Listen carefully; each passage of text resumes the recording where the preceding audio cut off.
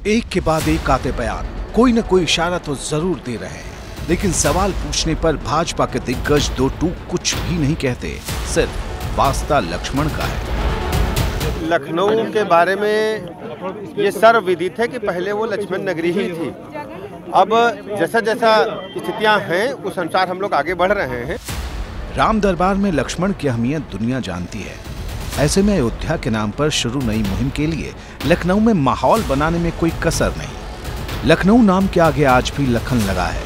ऐसे में जिस बदलाव की मांग भाजपा के आधे दर्जन सांसदों ने कर डाली है, आखिर उसका क्या सियासी असर होगा, इसे समझा जा सकता है। देखिए, नाम बदलने पे तो मैं बहुत ज़्यादा नहीं बात कर पाऊंगा। मैं ये कहूँगा कि हमारा उत्तर प्रदेश जरूर बदल रहा है।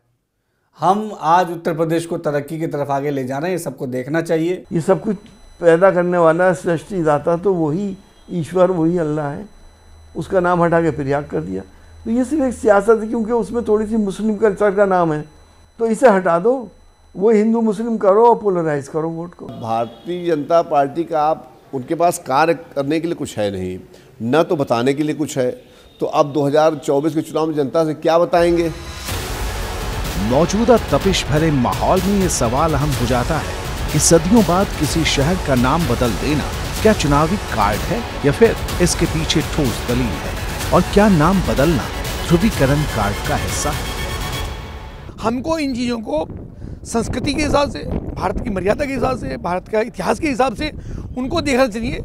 भारत एक प्राचीन देश है, सनातन संस्कृति अनंत है। ये नाम बदलने की सियासत मौजूदा परिस्थितियों में सिर्फ इसलिए की जा रही है कि जब भी सरकार को कोई नया मुद्दा छेड़ना होता है या किसी प्रमुख मुद्दे से जहां उसकी जवाबदेही बन रही होती है, तो वो अपने कुछ सांसदों को आगे करके इस तरह के मुद्दों की अचानक मांग करा देते हैं। बीजेपी वाले तो ये चाहते हैं कि किसी भी तरीके से हिंदू मुस्लिम हो, तुष्टीकरण की राजनीति हो, तो इनका बस नहीं चल रहा, नहीं तो ये तो पता नहीं क्या कर दें।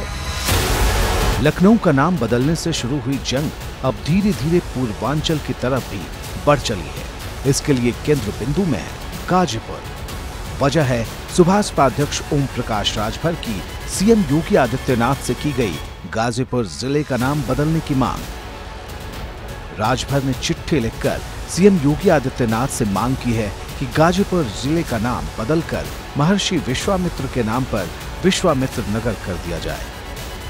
नाम बदलने से उस महापुरुष के इतिहास के बारे में चर्चा पर चर्चा शुरू हो जाती है और लोग उनके कृतित्व और व्यक्तित्व को जानने लगते हैं और पहचानने लगते हैं। ठीक है, आपके राजनीतिक उद्देश्य पूरे होते होंगे, आप अपनी कंस्टिट्यूंसी को एड्रेस कर लेते होंगे, आप जिस विचारधारा के पोषक हैं वह आपके हिसाब से ठीक होता होगा, लेकिन मुझे नहीं लगता कि इस नाम परिवर्तन के पीछे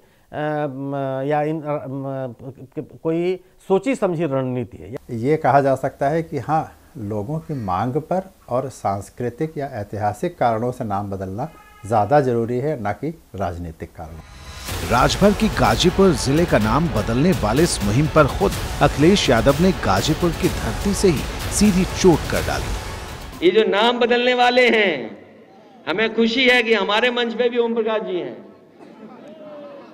ये नाम बदलने वाले अगर हैं तो ओम प्रकाश नाम ही रख दो इस जिले का।